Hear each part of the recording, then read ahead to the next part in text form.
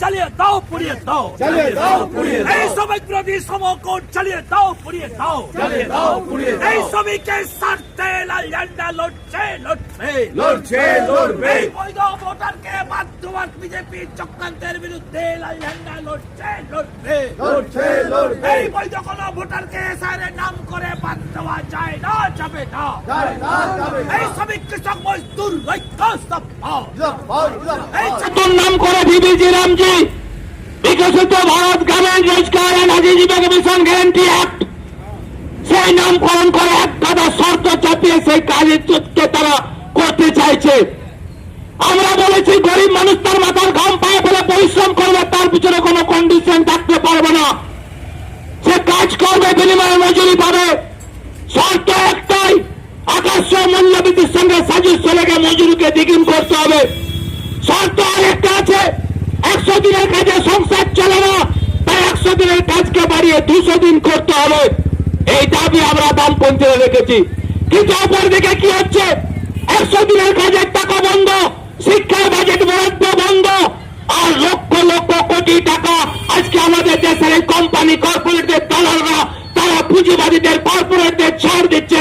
আপনারা আমার জমানো ট্যাক্সের টাকা থেকে যেটা আমাদের জিডিপিতে আসতে পারতো, যেটা দিয়ে কয়েকটা কারখানা হতে পারতো, যেটা দিয়ে কয়েক লক্ষ বেকার যুবকের চাকরি হতে পারতো, যেটা দিয়ে অনেকগুলো কলকারখানা আবার নতুন করে সংস্কার হতে পারতো, হাজার হাজার লক্ষ লক্ষ কোটি টাকা ট্যাক্স ছাড় হলে একদিকে, অন্যদিকে আমাদের দেশের ব্যাংক থেকে লুট করে নিয়ে যাচ্ছে নিয়োগবাদী বিজয় মালিয়া মেহুল চুস্কিরা।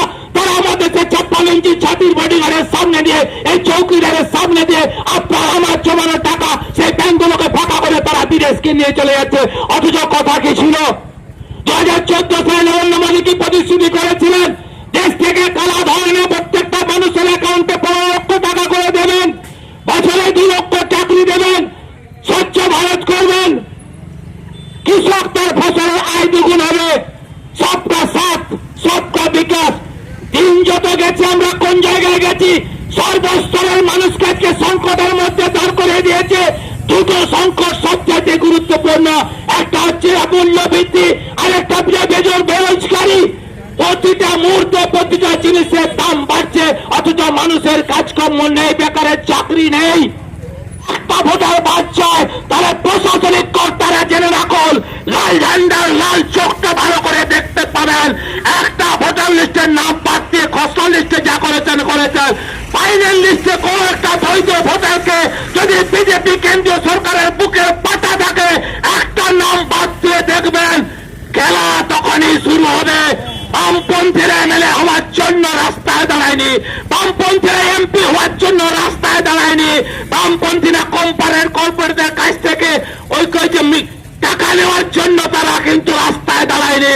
মানুষ যদি আক্রান্ত হয়, বেকারের পেটে লাথি পড়ে, 100 দিনের কাজ বন্ধ হয়ে যায়, মহিলার মান সম্মান ভুলুণ্ঠিত হয়, আমাদের নাগরিকত্ব নিয়ে যারা ছিনিমিনি খেলছেন তারা জেনে রাখুন, সাবধান, হুঁশিয়ার, দেয়ালে পিঠটা ঠেকে গেছে।